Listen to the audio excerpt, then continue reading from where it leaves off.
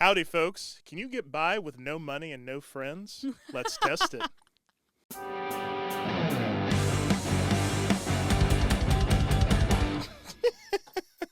That was wonderful. Oh, thank you.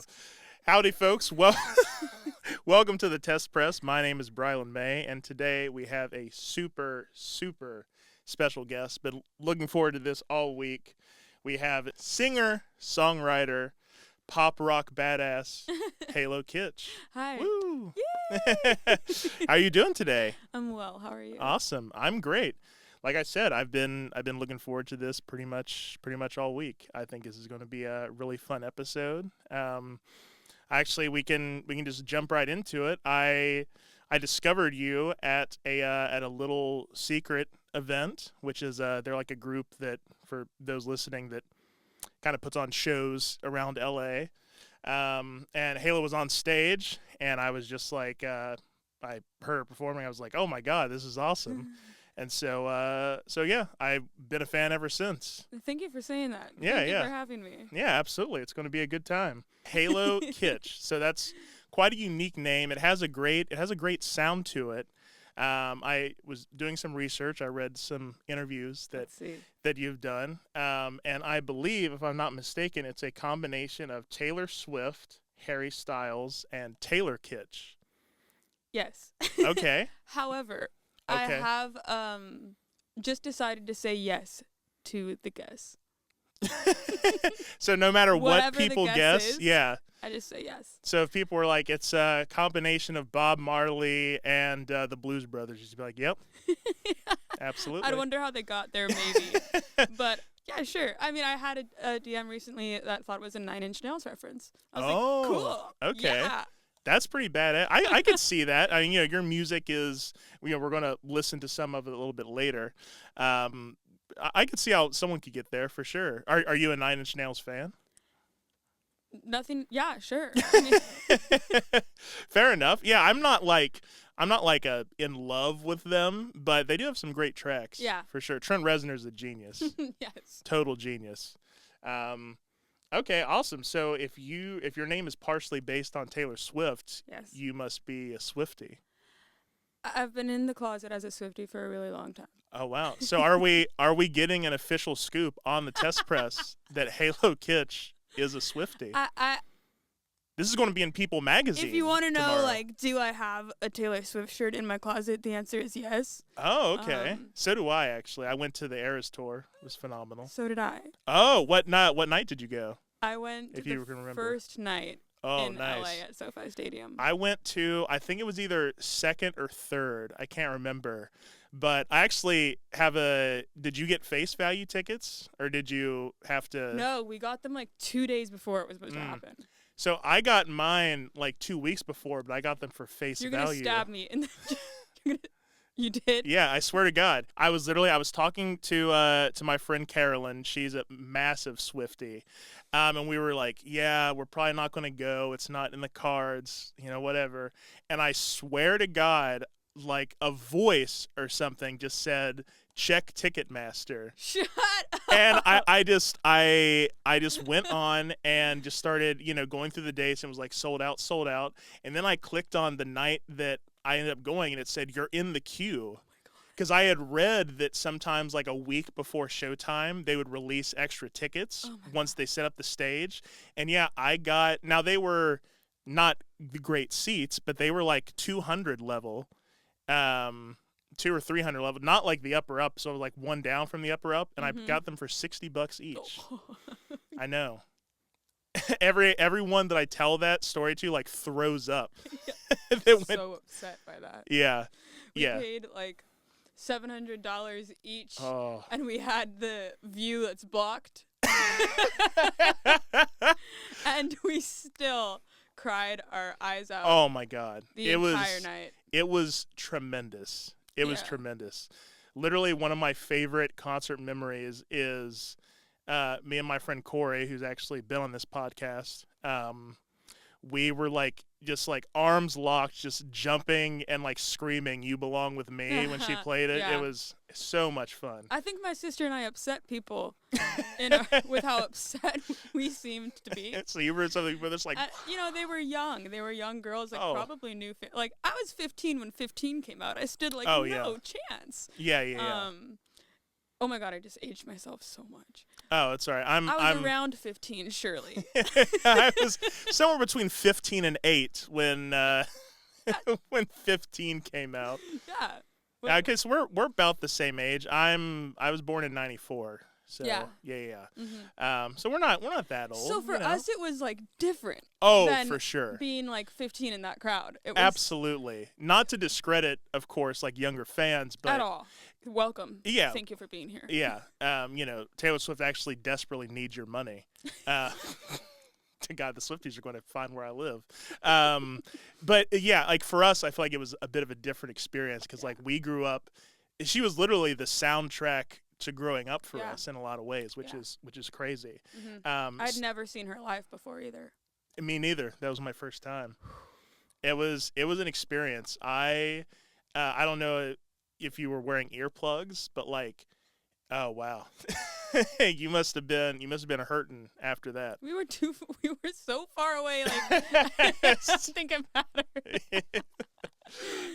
Because like I remember I took my earplugs out for part of it, and like the crowd noise was what was insane. Yeah. It was phenomenal. It was the 8-minute long. Yeah. And I have the whole 8 minutes on. I watch it just like imagining like what it would be like to be her. Oh yeah. And knowing what it was like to be me. Yeah. 8 minutes. I'm giving you my everything. Like. Yeah. I've had that same thought. It's like you kind of would have to feel like some kind of like deity or something if you're like 8 minutes of people just screaming at you. That's all a long introduction to say. If I have another Swiftie, I have to ask this question: what's your favorite album? I find that to be a really difficult question. However, I think Red is standout for me. Hell yeah. That's my favorite as well. Did I just miss? No, we got it. We'll edit it out. It's okay. Yeah, Red I think is, I really like most of her albums, and like all of them kind of have a different, sort of like a different feel, or I listen to them when I'm in different moods, but Red is like has always been the consistent for me. The songwriting, like the sonic cohesiveness, and like the journey that one takes you on, and like lyrically I think it's one of the strongest, at least before Folklore and Evermore came out. Mm-hmm. So I agree. I think it was like the perfect marriage of her pop sensibilities and her extreme prowess as a songwriter and a lyricist. Totally. Yeah. And get Reds, Jake Gyllenhaal. Yeah, one of the best diss songs Put of it all out time. there. I also have a question. How's Newfie doing? Oh my God. You're the only person I think who's gonna know who I'm talking about when I say Newfie's doing well. Oh, wonderful. He's on a shelf. Okay. Because since that interview, we got another dog. Oh. And she's a menace. Oh. And she tried to have her way with Newfie. She tried to kill Newfie. She took it out on him. Oh my God, that's terrible. Up high, enjoying the good life. Hey, he's got a top floor apartment. Moving on up. Yes, he does. No, I tried to. Question. I told you I did research. I blanked for like just the millisecond. Like, you're like Newfie? What the fuck? Newfie. Well, I'm glad he's doing well. Thank you for asking. Yeah, absolutely. So we'll get into a little bit of your earlier influences. I know that in another interview that I read, you said you used to walk around with the Lenny Kravitz CD like it was a stuffed animal. Yeah, like I'd bring him to sleepovers. Really? So you just, like other people would be like, "This is Bob, my turtle," or you're like, "No, this is Lenny." And you guys have a CD player here? So Lenny Kravitz was a big early influence, I assume. I mean, like my dad cleans pools, and like I join him in the truck every once in a while, and he was a big rock fan, so like AC/DC, like Lenny Kravitz snuck in there.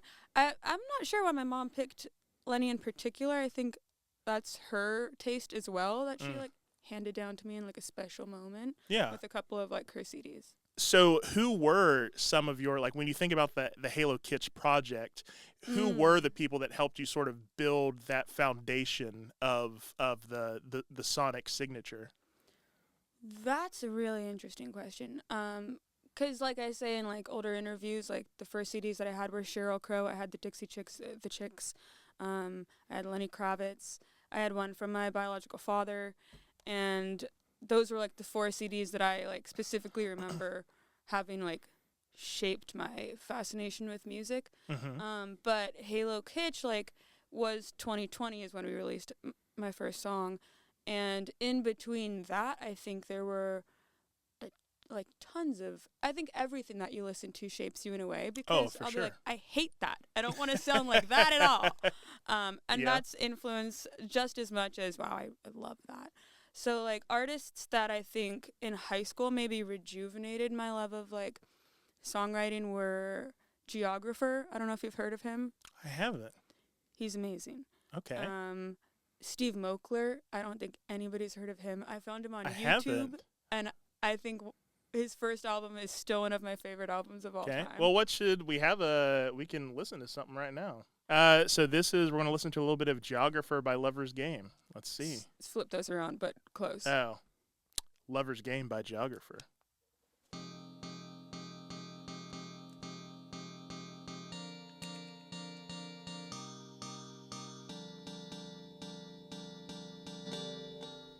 Well, I just cannot tell one from the other. That's the way it's got to be. So I lay my feet in front of the other till they come right back to me. There's nothing we can do. We were born to die for. He's so good. This is awesome. It just swallows you. Yeah, I love the vocal production on this. Like how it's very tight and focused in the verses, and then the chorus just kind of, like you said, surrounds you. This video is sick too. We'll post a link of it in the description, or I might just insert the episode.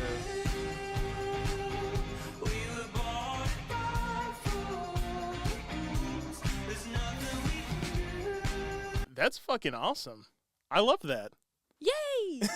I'm definitely no lie. Yeah, that's a very good rec. I'm gonna go check them out. I have lots of good recs. Okay. Well, I got my finger on the pulse. So you're fingering the pulse of hot. You bet. Okay. So Jesus Christ. We're gonna get demonetized. I've been banned from TikTok. Are you serious? 6 different times. Why? What were you doing on there? No, they hate me. Oh. Well, we're going to have to. I actually know the CEO of TikTok. Shut up, really? No. But I was convincing, wasn't I? Yeah. Yeah, what did you do to get banned? Okay. I did not endanger a minor. I'd hope not. And yet, I got flagged for that. I got flagged for everything that you can think of on that app. I've been flagged for. Wow. Until they deactivated my account. And I've started a couple of new ones. And every time they figure out it's me, I swear, I'll go from like a couple thousand views to 0. And I'm like, they're onto me. I've even used like different people's phones. Wow. So as soon as like that facial recognition shit or whatever, they're like, that's Halo Kitsch. Take her off. Yep, we got to get rid of her right now. Done. That's crazy. It toasted me. So that was just funny that you mentioned. That's terrible. Well, hey, TikTok, if you're watching this, the CEO of TikTok, get Halo back on the platform. The people need her. I mean no harm. Yeah, she would never endanger a minor. It was my little brother, and it was fake poop. So you did. Okay. Anyway, don't listen to what she's saying. Just put her back onto the app. Oh my God. Okay, so you had a lot of sort of more, I don't want to say esoteric, but sort of some of the more off the beaten path influences, it sounds like. Oh yeah. I mean, I love pop music. Like, I love the relatability of it. I love the danceability of it. But my like attraction to music usually comes from lyricism. And Geographer was somebody that I found in high school, I've spent like my prepubescence listening to the radio, and then somebody shows me him, and I'm like, what does that mean? Yeah. Like, especially, like, I think that song has a lyric that's something like, I'm watching as a wild dog makes circles round and round. And I was like, what the is, like, that's and cool. I didn't know that songs could, like, be like that necessarily. Yeah. It, like, reinvigorated my love for just, like, the art of words in that sense. Yeah, and that's something that I think, we're going to get into this more specifically when we listen to some of your songs later in the show, but that's something that I really admire about you, and a reason I was sort of, turned on to your music was your knack for lyricism. Thank you. And I think that pop in specifically the last several years, I feel like the lyrics have kind of gotten less and less good, and we're not going to name names, but I'm sure you guys can, a song about a certain coffee drink. That, but she's so cute. Oh, she is. No hate whatsoever, but like the metaphor doesn't work. That's what I think. I've been thinking about this a lot lately, and my mom says it to me all the time. She's like, people like that's all that your me fault espresso. That's what your mom says to you. Sorry. No, she's been known to say worse, but okay. She says people like all your fault because it feels good to listen to, and like, do you feel like a sinner yet has no streams? So she says you need to make music that people like want to listen to because they want to feel good, and I think she's got a point there, in that it comes around every 20 years with the rest of trends. And I think right now, like, feel-good music is really popular, which is kind of ironic because for me it has the opposite effect. Like, all of a sudden I feel sort of, like, isolated, or I'm abnormal for the fact that, like, that's that me depresso.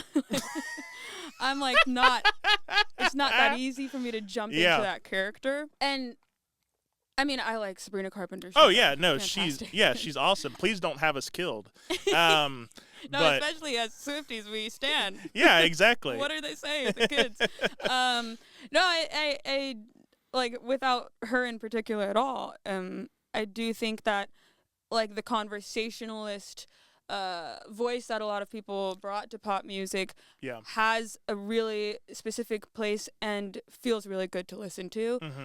I just seek, like, I also can't go onto the other side of the spectrum and listen to, like, dark music all the time. Like, I will go through Nessa Barrett phases, MGK phases, and I have to, like, balance those out with Taylor Swift and Sabrina Carpenter because I can't go too, and that's why I think my music, like, kind of straddles, like, both lanes, which makes me less, like, branded potentially as an artist, but I see it as, like, a strength.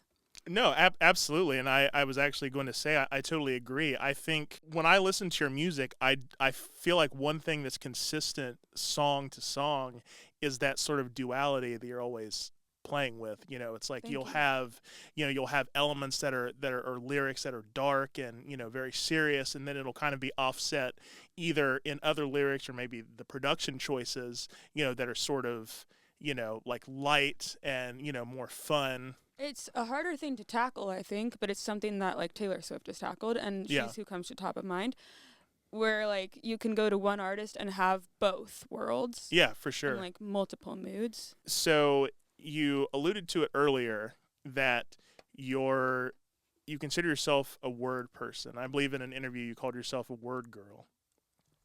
I'm a word girl? That does sound like something I would say. That's what you said. For sure. And also, you said that you typically, which may be a little bit unusual for a lot of artists, you start with lyrics typically. Do I have that right? Yeah. Wow. So does it begin just sort of as poetry? Good question. And it definitely, like, varies, I would say. But, so I am in an emotional coma. I was in, like, a group therapy session, and someone said, like, I just can't feel anything anymore. And I was like, yeah, me either. I'm in an emotional coma. And I was like, that's kind of cool.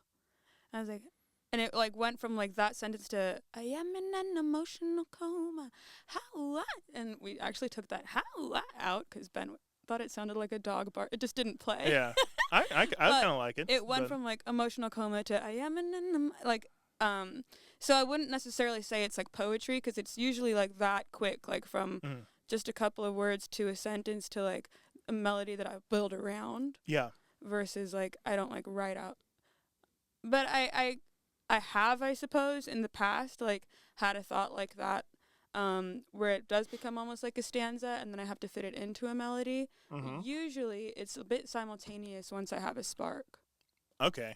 So sort of you'll hear like a line or think of something that sort of kickstarts the engine, if you will, and then you just kind of just barge forward like a train. Sure. Wow, that's pretty cool.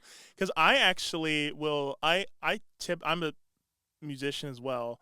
I typically, I would say, start with melodies. Like I'll just hear melodies, but I do sometimes, just think of like isolated lines. Or I don't know if you've ever done this. Do you ever think of like song titles first?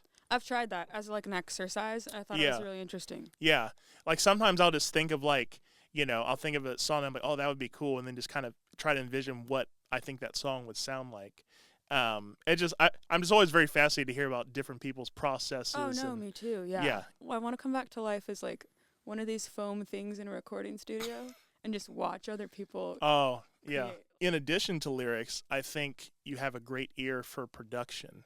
You bring this rockiness to pop music that doesn't come off as cheesy. And I think a lot of people, when they try to execute that or walk that line, it can either, it kind of comes across as forced, I think. Sure. So I'm just out of curiosity, how much like do you have a lot of input onto like, are you like saying, I want this specific sound here and this sound here, or are you one of the artists that's more just like, I want to focus on the vocal performance and the songwriting and kind of let the producer deal with the sonic specifics? I'll say I'll fall somewhere in between. I definitely can't take all of the credit for Ben because he is a genius that I have worked with almost exclusively because of how much I adore him and like worship him. Yeah. But I do think it is a back and forth between us that like works really well.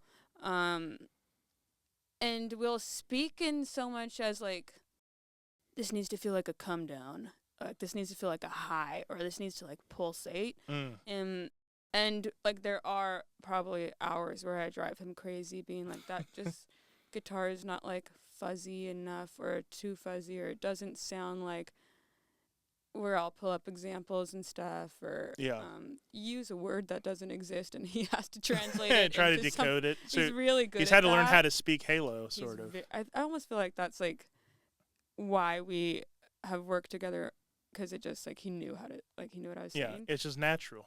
Yeah. Lyrically, typically, correct me if I'm wrong, your songs are mainly autobiographical. Yeah.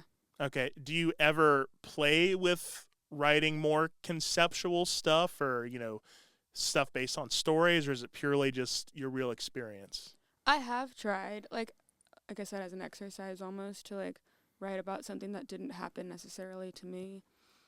I didn't like love it, I didn't hate it, and I have tried to write about like characters in shows, and then like relate it back to me is how I usually end up coming up with a product, because like the fiction for me is just not as, I think it's a skill that I haven't like strengthened enough to like be able to put myself in the shoes of something that never happened. Sure, yeah.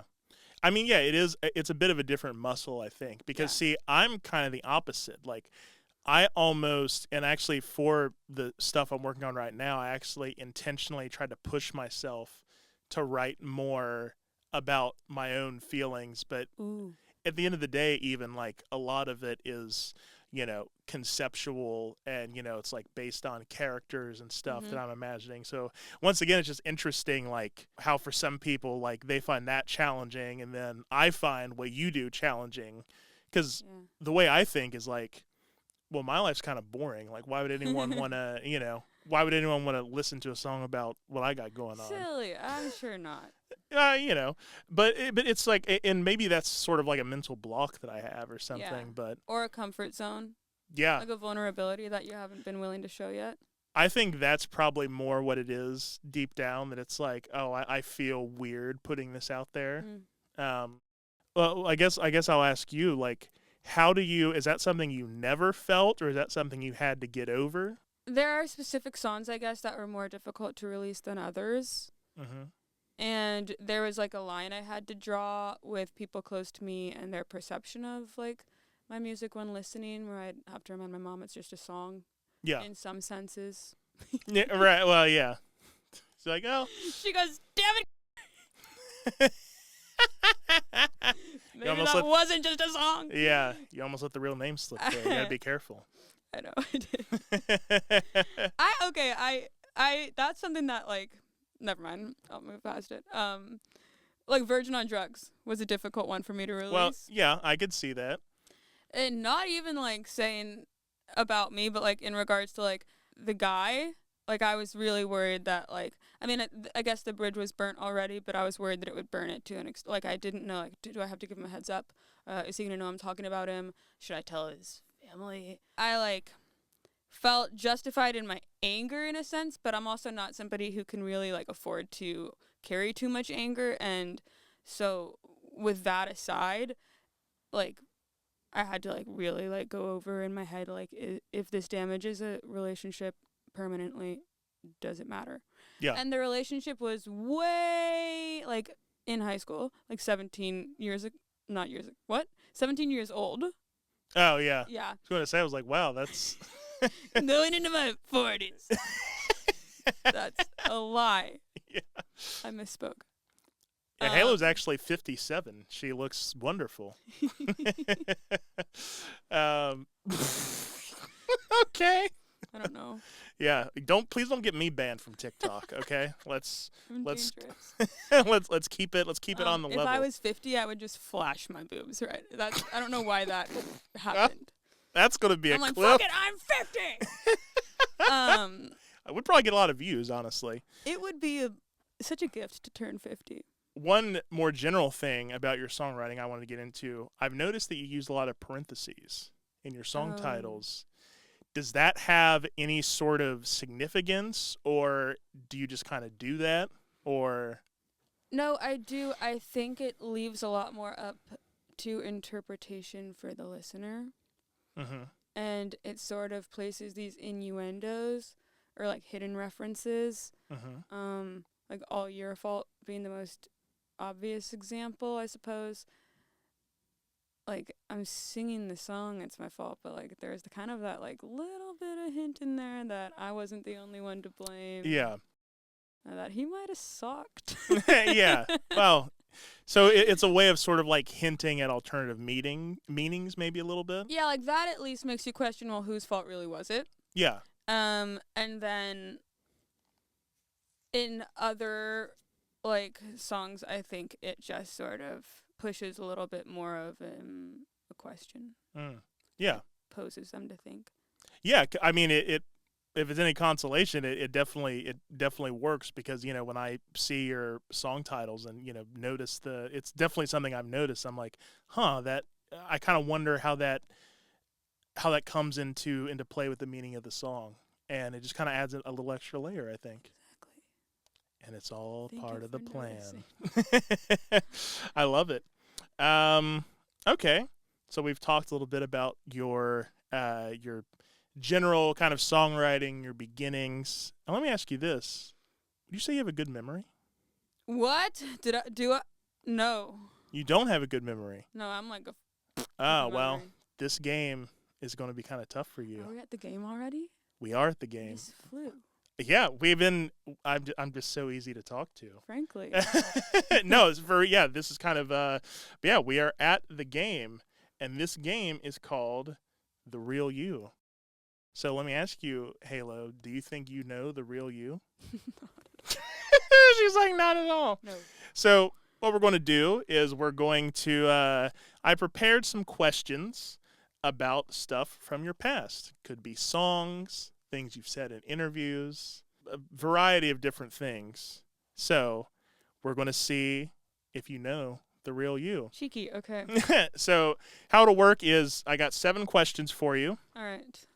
and you can get 2 points for correct answer, Or there are some questions where if you don't know the answer offhand, you can ask for multiple choice, and then you'll get 1 point. Whoa. And there's 7 questions, and if you get at least 8 points, I have a prize for you. What? Yeah. Are you ready to play? Yes. Okay. We'll insert some dramatic music in the background. Yeah, just keep doing that for like 10 minutes. Okay, question number 1. What's currently your most viewed video on YouTube? Is it No Money, No Friends? I'll give you a second chance. Is it a short? Is it a YouTube short? I Do didn't those check count? shorts. Okay. So I'll give you a multiple choice so you can get up to Damn 1 it. point. It was not No Money, No Friends. But I'll I'm butt give you- naked in that. Okay, so we have A, the Wasted on the Moon lyric video. B, I Knew Not to Fall for You music video.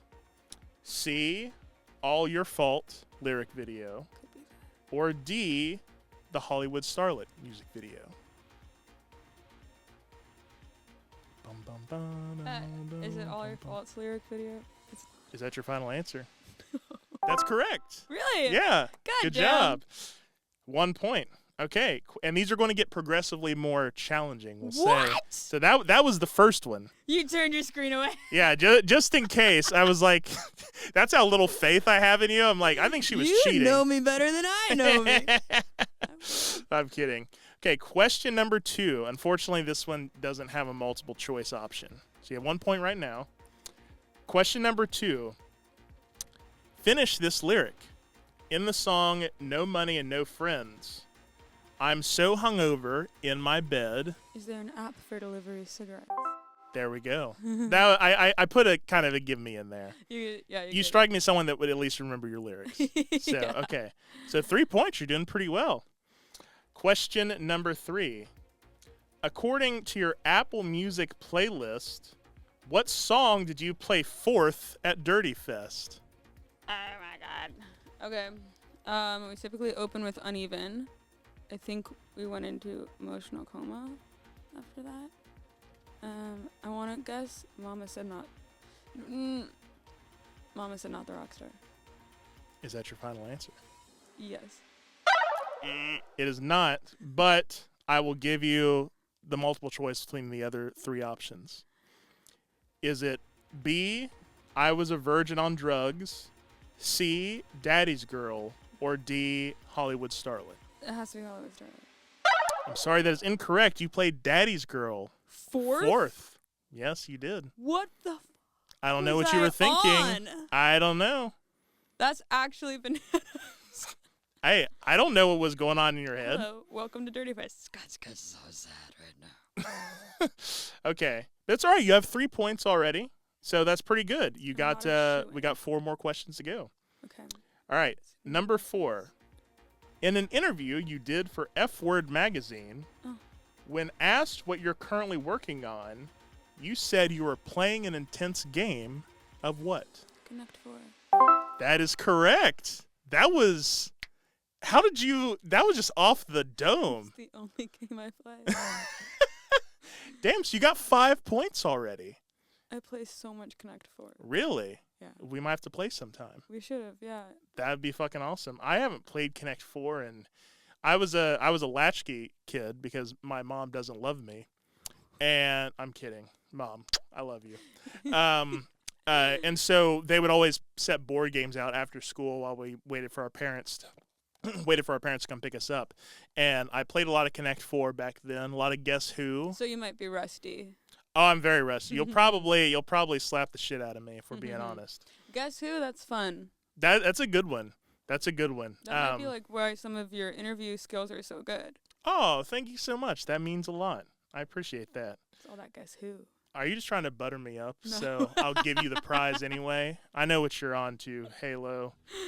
It's not going to work. Okay, question number 5. In an interview for something with a W I can't pronounce, Wimitia, you were asked to describe your music in 3 words. What were the 3 words? This one unfortunately does not have a multiple choice option. Gritty. Is gritty not one? That's one. Did I say gritty pop? Okay. It's not. It doesn't have to. I guess we're not going in order. There's a one between those two. What's the third word? Is it power? Gritty power pop. Yeah. You got 7 points. So one more, and you get the prize. I can't believe I pulled that out of my butt. Yeah, I can't either. That's wow. I was like, aha, this is so evil. But you're fucking but you eating got these me like with nothing, the dirty man. buzz one. That one was pretty Can't fucked believe up. it. That's so crazy. Yeah. Yeah, I don't know what you were thinking, but What a wild ride. this one is pretty wild. In the beginning of the music video for Hollywood Starlet, you're holding a phone. What color was the phone? It's like a nude beige. It is not. So I'll give you the options so you can get 1 point on this. A, sky blue. B, seafoam green. C, creamsicle. Or D, black. Creamsicle is so close to nude beige. Is it seafoam green? Is that your final answer? Yeah, you're right. It's seafoam green, isn't it? It is. Wow. So you got 6 points. Wait, no. 7 I points. think that might have been my 8th. No. Don't try to do this. Dustin, I'm going to have you. I know Dustin can hear us. I'm going to have you tally the points after to see if you really won. Okay, we'll call it your 7th point. Okay. So you're 1 point away from the prize. Sudden death. So, and this is the final question. Okay. So if you get this, you win. The stakes are high. The stakes are high. You have an interview on a blog called We Found New Music, Mm-hmm. where they describe one of your songs as cinematic, lush production that adds dimension to the pop rock sound. What song are they talking about? Would you like the multiple choice? No, I might get. We found new music. Shout out to Grant Owens because Shout out Grant shown Owens. me a lot of love. He specifically really liked Emotional Coma. He kept that on his little radio show for like a while, which was really, really nice. Is that the one? It is not. But because we're so nice here at the Test Press, I will give you one more chance with the other Okay, three so multiple options. choice. Was it B, A Hit of You, A Bit of You, C, Uneven, or D, I Knew Not to Fall for You? Sorry about my phone. Don't you try to scam the Test Press, I would Halo. never. I'm unsure, but oh my gosh. This is for all. I didn't embarrassing. script. People are going to think I scripted this. That's really brutal. I'm going to guess. Wait, can you tell me the options again? It is A Hit of You, A Bit of You, Uneven, or I Knew Not to Fall for You. I knew not to fall for it. Is that your final answer? Yes. Are you sure? You can change if you want. Hey. You win. Hey. I won? Yeah. It was that? Yes, it was that. Yay. You win a $25 card to Guitar Center. No way. Yes. Aw, that's super cool. Yeah. There we go. We like to help You're the musicians best. out. Wow. Congratulations to Halo Kitsch for winning the first ever game of The Real You. That was the first game? That was the first time we played this game on the podcast. So now your picture will be up in the Hall of Fame forever Employee of the month. as the first victor. That's wild. That is Good job. wild. So see, you do have a better memory than you thought. Yes, thank you for doing that. Yeah, that was fun. I literally had the idea for that game. I was watching some other like interviewer did like a kind of a similar game, so I was like, okay, we'll spice this up a little bit. But yeah, I think it's fun. I'll definitely want to play that one again with yeah. someone else. So fun. Cool. So we determined that Halo Kitsch does indeed know the real her. What do you know, folks? Okay, awesome. So now in this later part of the show, we're going to get into specifically some songs and to dissect them and sort of learn more about your process of writing some of my favorite songs of yours. Are we cool with that? Yes, absolutely. Awesome. But before we do that, I do have a question for you, or at least a comment, and we can cut this out if you don't want this in for some reason, but you are biracial. Is that right? Yes. Awesome. There we go. You are half black and half white. Mm-hmm. I'm also half black and half white. Another one of those. Yeah, there we go. I feel... Oh, fist bumps. Before I say another one of those on the air, I meant a fist bump. Not...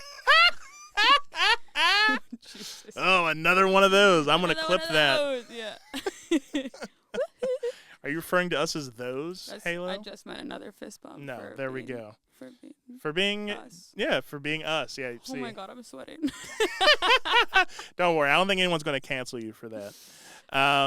Yeah, I feel like we're both sort of in the vein or of the complexion that like people rarely guess that we're, or do people guess that you're half black a lot? Or yeah. I think I actually said this to you in the DMs. Black people usually can tell that I'm half black, but white people never can. After we get out of here, Dustin, the person recording this, I'm gonna ask him if he knew I was half black. We'll see. I'm gonna put him on the Dustin, spot. Prepare your answer now. Yeah, Dustin, prepare your answer. So funny. Anyway, you know, it's like when you Google like Halo Kitsch, that's like the third question. It's like, what is Halo Kitsch? Halo Kitsch ethnicity. Yeah. Yeah. You've just cured everyone of their curiosity. Yeah. Now we know Halo Kitsch is half black and half white. As I've said, I'm a big fan. Genuinely, a lot of your songs are in my decently regular rotation. Wow. Specifically, this one called "No Money and No Friends." It's probably my favorite of yours. Wow, the Tessa Ray version? The regular version. I actually didn't know about the Tessa Ray version until I was doing some research. Yeah, her version slaps. Do you want to listen to that one instead? Sure. Okay, yeah, we'll pull up the Tessa Ray version. Is that what they say? Slaps. It's boots the house down. I heard that for the first time. That moment is when I knew I was getting old, because I heard someone say that and I was like, what in the fuck does that mean? No, my sister's the same. She's like, it's boots. I'm like, what? Elaborate. Elaborate. That if someone came up to me and was like, yo, that shit is boots. Let's go. I'd be like, did you is that like an attack? What are you talking about? That's crazy. Steel Boots? toe? Steel toe boots? Yeah, what kind of boots are we talking Are you about? Knee high? Yeah, what's going on? Like boots the house down. Well, this Tessa Ray version apparently really boots the house down. Is that how the kids use it? Yeah, swag. Yeah, swag. That's a clip for sure. Oh, fuck. Okay, I gotta look this up. No Money and No Friends, Tessa Ray. All right, here is No Money, No Friends, the Tessa Ray version, which I've been told, on God, slaps. Let's go.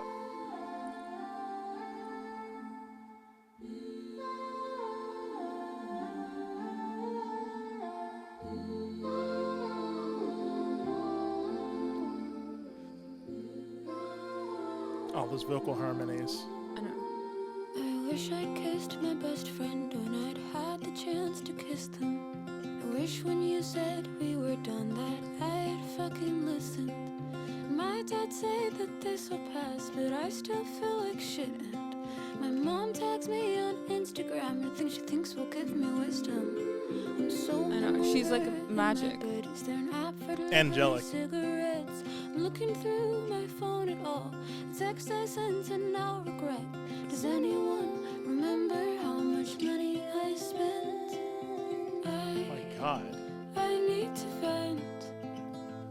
I wanna drink without counting my days again. I gotta run that back for a second. That little embellishment, like that background harmony. Oh my God. Vent. Wait, let I me. wanna through my phone at all the text I sent and now regret. Does anyone remember how Oh my god. I need to vent. She's like a dream. I wanna That drink is fucking without insane. counting my I days again. literally just got chills. Like, I'm dead serious. Yeah. Wow. That's fucking amazing. She really has that like goosebumps effect. Oh yeah, like she's one of those voices that's just like, Yeah. because I've now that you mentioned, I've definitely heard some of her music, like the name, and I recognize the name, and her voice like sounds familiar. Yeah.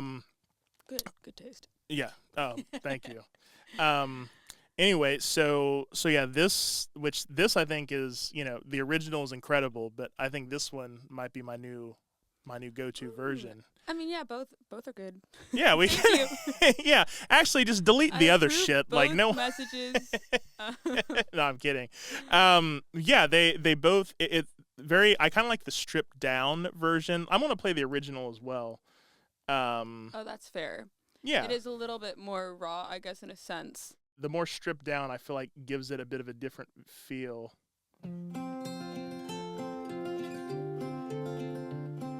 Right, there's like a desolation in this without verses. I do have one friend, Desiree at least. Yeah, there you go. And the other one, it's like a little too comforting. Yeah, I see what you mean. yeah. I wish I kissed my best friend when I'd had the chance to kiss them. I wish when you said we were done that I'd fucking listened. My dad say that this will pass, but I still feel like shit. And my mom tags me on Instagram and thinks she thinks will give me wisdom. I'm so hungover in my bed. Is there an app for delivery cigarettes? I'm looking through my phone at all text I sent and now regret. Does anyone remember how much money I spent? I need to vent. I wanna drink without counting my days again. I'm fucked in the head. I wanna live my life, no money and no friends. I wanna live my life, no money and no friends. Wow.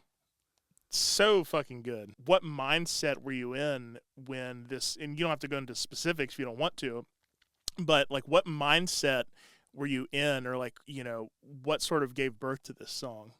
No, I actually weirdly vividly remember exactly like where I was and how I felt when I like rolled over in bed, picked up my acoustic guitar and just started singing about like how I'd gotten too drunk again the night before, and like I obviously struggle with alcohol, and like the desperation like the morning after, something like that, like I just, and this is still sort of when it was even like not at its worst.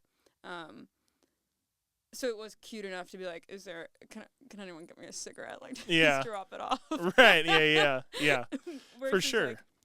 Like it wasn't like, it was still like sort of relatable, I think, for people who don't even like struggle with it. For sure. And yeah, and that's kind of what I like about it, is it touches on this very dark subject, but it has almost like a playfulness to it, like the line, like, hey, is there an app for delivering cigarettes? Like, I'm dying over here.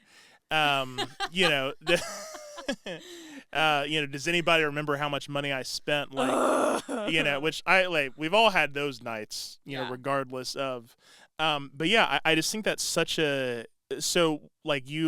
there was like a specific night that happened, once again, we don't have to go into the details, of course, but, so you literally remember the morning, like rolling over and like starting to write this song. Yeah, I was in like my first apartment in Hollywood, which was like this little room with a rug that was pinkish and, it didn't last. And I was looking in the mirror, it's like sitting on the floor, and the mirror was like across like a sliding closet door mirror. And I just like hated myself a little bit in that moment. Mm-hmm. And I was like, I wonder what my life would be like if I had kissed, the right person like 2 years ago. Yeah. If they'd been my partner. Who Wonder knows? if I hadn't had too much to drink tonight. Like, I'm so scared to check my phone. I'm scared to check my bank account. Like, just like that. Yeah. Like, and we've all done it, even whether it was cute or not cute at that point. Oh, yeah. So that's where it started. And I actually, like, I had that verse for years before I, like, wrote the chorus.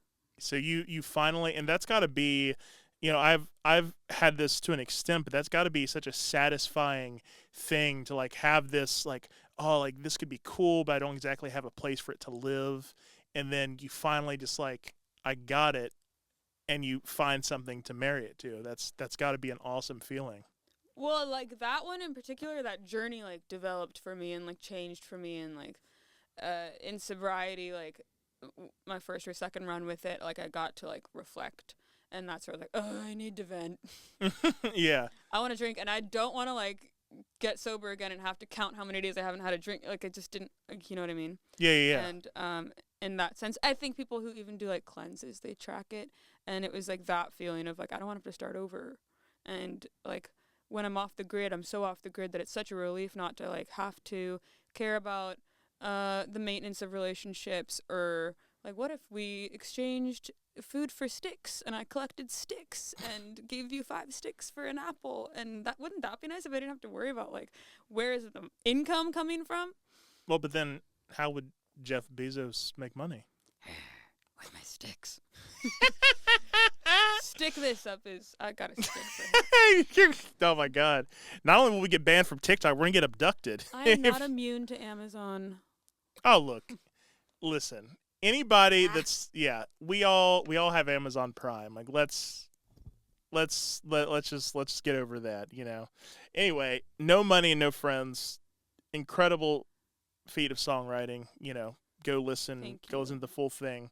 But I do want to talk about another one of my favorite of your songs, which is I Knew Not to Fall For You. One that we've touched on previously. And I can finally talk to you about that production choice that I've been talking about. Okay, this is I Knew Not to Fall For You by Halo Kitsch. Let's take a listen. Last night looked in his eyes and called him home. I told him that I loved him in a song I wrote. Do you not like listening to yourself? I just girl burped. Oh, that's okay.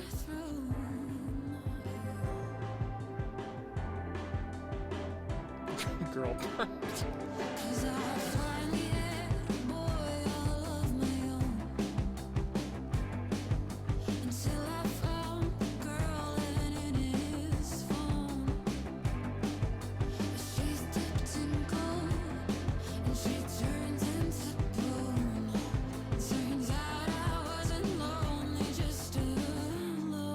Such a good line.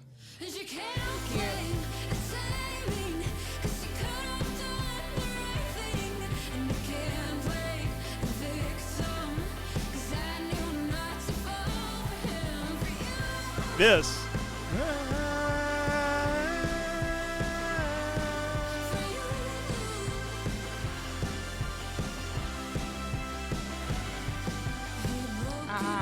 Yeah.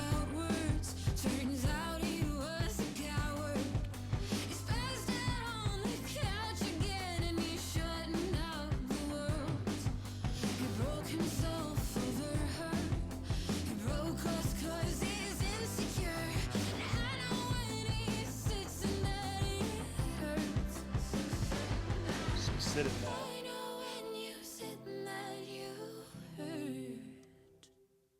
I'm a girl tipped in gold, and my feelings of stone. Turns out I wasn't lonely, just alone.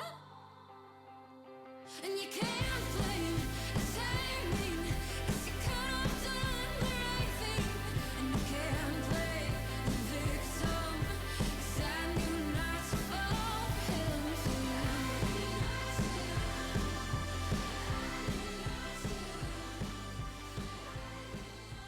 Wow. I Knew Not to Fall For You by Halo Kitsch. Once again, just fucking awesome song. Do you remember, so now that you know what I'm talking about, that like, is that your voice? Okay. No, I don't think it is. Is it just like a It's a synth thing? Yeah. That's so cool. I think I might know the patch. There's like a patch that sounds like a yell. I think I actually might know No way. the exact patch that is, now that I think about it. That's so funny. So now you've said that. So this song is about, of course, essentially, at least to me, it's about a sort of a love triangle situation, or figuring out that you're getting cheated on, basically. And you said that you write autobiographically, so this is about a real situation, I assume, correct? Yeah. Wow. Yeah. How did you feel? Because I know we talked a little bit ago about, how did you feel putting this out into the world? Knowing that these people were potentially or probably going to hear this one day. The girl on the phone is never gonna know. Oh, okay. Unless he were to tell her, but I'm not on her radar the way that she is. Well, on Dustin, mine. let's bring her in. Could you imagine? I'm at a loss for words of how that would feel. Yeah, that would be pretty crazy. No, I'm not. My research skills are not that good. Nobody's are. Yeah. This one I didn't feel so much anxiety or anticipation leading up to the release, but I maybe felt some afterwards. Yeah. So it's like kind of once you're like, oh my God, I did it. Like kind of one of those kind of situations. No, I think yeah, sure. Yeah. In the sense of oops, what did I do? Oh, okay. Yeah. So I was meaning I can't believe I did that. So you're saying you literally were like, I shouldn't have done that? I just felt like I'm going to give away something that may or may not ever happen, but there's a song that I wrote after this one that's called I'm Sorry I Made Art Out of the End of Us, because it just that's a cool title. It was the wrong guy to do it to, I guess. And it's not necessarily regret. My life's great and he's not missed, but for a while there I wasn't sure. Fuck you, Brandon. For a while there he was a little missed. Was that his name? No. Oh, I was gonna say if I was psychic, that would be crazy. Funny enough. Yeah. Yeah. I have this secret EP, that I put out under a different name, many years ago, and it was, since down, and you'll never find it. But there was this song. You should have never told me that. It was this. You'll never find it. I know what I'm doing tonight. It's done. It's dead. I've killed it. But I made a music video even for Nothing this. ever really dies, Halo. Sorry, continue. You know how you keep making that joke about someone coming in to kill you? If you find it, I will have no choice. I wore a necklace with his initial on it, and I went to his city and took a picture of and I really dredged it all up. He knew exactly who I was singing about, and I Knew Not To's about him, and so I just think I burned that bridge. Yeah. Well, it sounds like this guy kind of sucks, so, I guess so, but I knew that, though. I knew not to fall for Well, there we go. I mean, we wouldn't have the song if you didn't fall for him. A funny pattern, because you could, argue that All My Fault and I Knew Not To are about the same subject, but they're not. It's two different people, and so I've done it to myself a million times. That's good that I think you can come out and say that, because we all do that. We all do shit that we know is stupid and that we shouldn't do, or that I know I've made this mistake, but I'm going to do it again in a few months. It's oops, sorry. Jinx. Yeah. It's we've all done that, and I think writing about that kind of stuff is I just think it's so cool that you're just look, I know that I make dumb choices. Everyone makes dumb choices. So you just got to own it and just kind of get the art out there, I would want part of my influence to be this attitude of taking a little bit more accountability. I feel like it's less of a trend in the music that's popular right now, and yet it actually gives you so much power, taking yourself out of the victim role and being wow, that's my bad. I will say this. I think my listeners, and this is again a generalization, I suppose, but I think I'm really proud of them, because listening to a music that does take so much accountability and blame is a really cool thing to do. Like you said, I think a lot of musicians, because you have this platform and you can sort of say, oh yeah, I'm perfect and fuck all these other people who've wronged me. But that's not how life works a lot of the time. Sometimes it is, sure, but just the fact that you can, from your perspective say, yeah, I also have fucked up and, done things I shouldn't have done. That's just really cool. Thank you. So anyway, love that song, love the production choices of that song. And as I alluded to earlier, I think you have this really cool way of sort of riding this line of between pop and rock that not a lot of people can pull off well these days. Like I said, to me, a lot of the pop that tries to be, more rock inspired, it comes across as like very forced, like, oh, I'm just doing this because I think this is kind of in right now. Yeah. Well, I mean, as rock has made its way back, I think a lot of people have found it easy to disguise a pop song as a rock song. Yeah. And it's a pop song with rock elements, I suppose. Mm-hmm. But it's really a pop song. Yeah, exactly. And another thing that you do super well, and I think these lyrics really shine a light on it. Well, first of all, a thing you do that I love is you sort of do this thing that I would call like the Halo switch. Ooh. Where you'll have... Halo? Huh? The Halo switch? Yeah, the Halo switch. What is it? It's... So you'll introduce an idea, and then you'll sort of flip it on its head towards the end of the song or in a different verse. Like in this song, she was dipped in gold, talking about the other woman, and then towards the end you say, I'm dipped in gold. Mm-hmm. And I've noticed in a lot of your other songs you have, like I said, like the Halo switch, if you will. Do you feel like a sinner yet would be one, right? Yeah. Kind of. Yeah, that's kind of one. Your most recent release that we're going to talk about, Between Your Teeth, is another one where you sort of we're going to talk about it here in a second, but you flip that sense of insecurity on its head and say like, well, why would this guy want me? And then by the end you're like, well, this guy could never get me because I'm so special. I tend to like really comb through my lyrics like syllable by syllable, even sometimes, like looking for like phonetic things that I can improve, or like if versus they, or like tiny little minuscule details, but like looking for cliches that I think are going to be aged out at a certain point, because I really like adore music that's timeless. And so I won't talk about like, I'll try not to talk about like scrolling, or because eventually it'll be something else probably, or like if I were to go back in time, they wouldn't really relate to that feeling. So you're playing like, you're not just playing 4D chess, you're playing like 4D Connect 4. Whoa. Does that exist? Probably, I don't know. There are like historical like marks and milestones in time that I'll refer to, but not necessarily like technology. I think that's very thoughtful. That's very cool because your music can be timeless. That's what I'm striving for.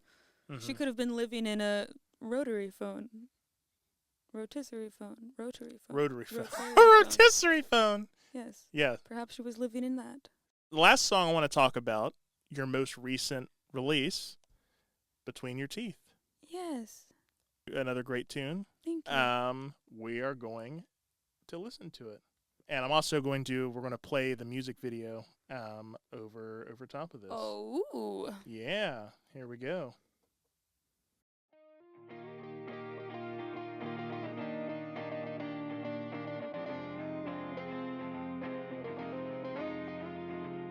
Bet she doesn't curve, she's got a closet full of skirts. I bet her paper cuts hurt, 'cause she's never had it worse. She's organized and clean, brushes hair, changes sheets, knows a day of the week. What color me green, like a lifestyle magazine. She takes sugar and cream, first date on the beach. She's a pageant queen, LOL, OMG.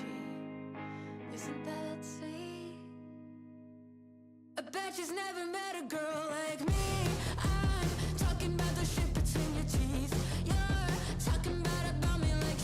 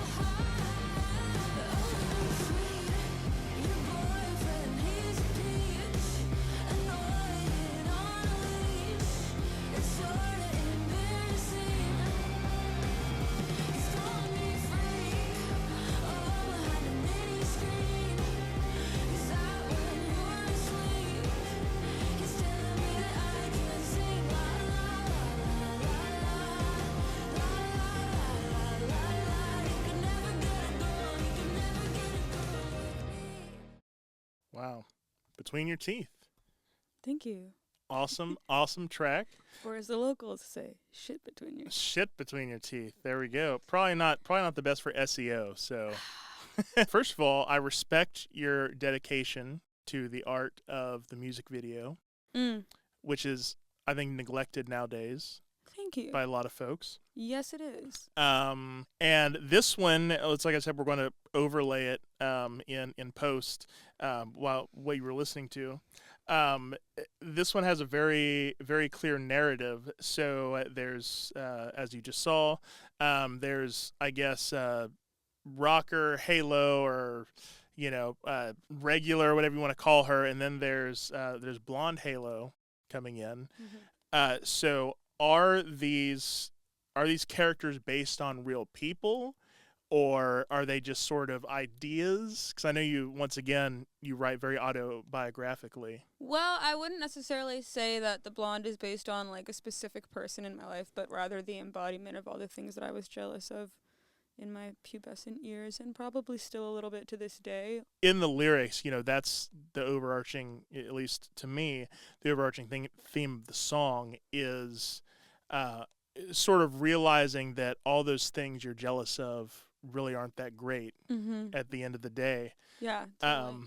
And I think that's such an important thing to realize, and I think that's a part of getting older, is that you kind of realize, and you actually sum it up very nicely here at the end. I believe it's written on the mirror, who you're jealous of does not exist. Which album title? Maybe. Who you're jealous of does not exist. What was the other one you gave me earlier? One at a time. Oh yeah. That's I like Who You're Jealous of Does Not Exist. I have an album title in mind. Can we hear it? No. You have heard it. Oh. Okay. Halo's dropping hints on us. We have heard it. Okay. Do we have a potential? Is this in the pipeline? Is it alive? No, well, a little bit of both. Okay. Yeah. Okay. Is Between Your Teeth going to be on? No. No. Okay. Between Your Teeth kind of felt like a one-off, like really cathartic to me to release. A little bit of a sore thumb, like in the fact that it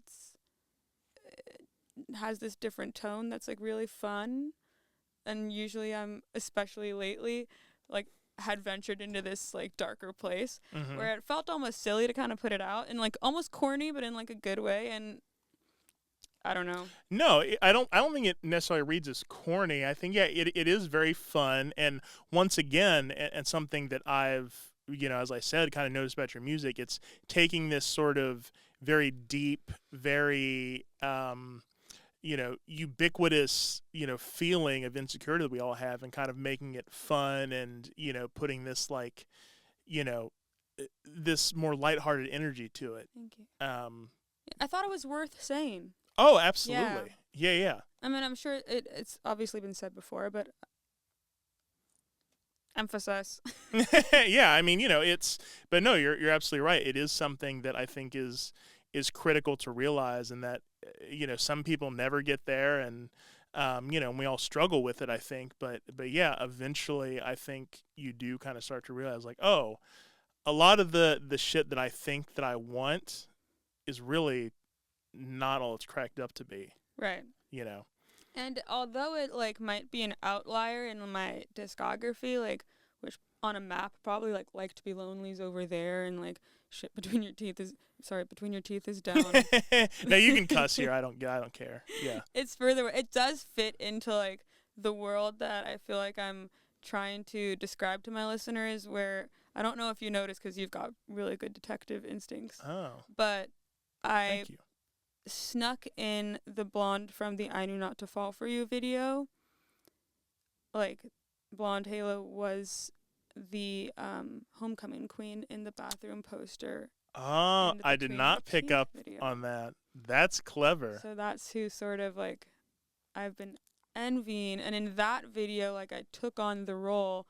After killing the original blonde, I put on the blonde wig, I put on the gold dress, and I sort of like became the girl dipped in gold. Right. So it does, like, although it's a stretch, and you'd have to really, really be looking, it did for me fit into this like into the rule book that I'm writing. So there is a bit of a Halo Kitsch universe, as it were. Yes, I believe so.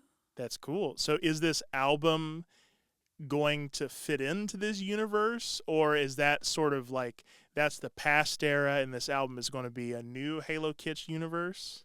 No, I think it'll be the result of the trajectory that I've followed in pursuit of so far. Like, I definitely, of course, I've been dreaming of my debut album since I was like really small. Sure, yeah. And that's partially why I'm so tentative to say, oh yes, you'll get it at this point, because I have so many expectations for what that would entail, and making sure that what I want to say is like clear and intentional. But yeah, I would say that there is a world and that it would fit in. Although that probably wouldn't be on the album. Between Your Teeth would not be on the album. It would be more of like a Virgin on Drugs. Okay. Emotional Coma. So that's more of the Halo that we're going to get at one point. Yeah. Okay. Mm-hmm. I'm excited for it. I'll be there streaming it on Apple Music day one. Generally, this has been so much fun. You know, you're so easy to talk to. We could fucking do like 4-hour podcast. We really could. We got to get out of here, but before we do, I'm going to do something very evil to you.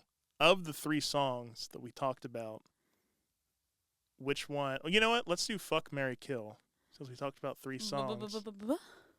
Fuck, Marry, Kill, Between Your Teeth, I Knew Not To, and No Money, No Friends. Yeah. I told you. Is it Tesserae's version or original version? We'll go original. We'll go. It's just so you can make it easier. Yeah, I'm gonna kill No Money, No Friends. Okay. Man, I hate to see that one go. I'm gonna fuck Between Your Teeth. Really? Okay. What does that even mean? I love it. Yeah. In this context, I have no idea, but we're going with it. So you would marry? Give me the blonde. The blonde in the bathroom stall for the night. Oh my god. Good lord. I see why you were banned from TikTok. God, TikTok. Put her back on there. Yeah, just stop fucking around. Petition. Will anybody sign? Yeah, let's. We're gonna start you know what? I actually will do this. I'll start a change.org petition. I'll put it in the description of this video. You don't want me to? Okay, we won't do it. No one. TikTok will ban it. Probably. We'll try again. That means I get to marry I Knew Not to Fall For You, which is a great choice. It is a good choice. It's probably one of my underrated songs. Thank you for giving it. Like I said, I think the production's awesome, the lyrics, the story, fantastic fucking song. But they're all great. I would marry all of them because I'm such a sweetheart. Perfect segue. You are wonderful. Thank you for having me. Absolutely. Guys, this has been Halo Kitsch. Thank you so much for listening, and we'll see you next time.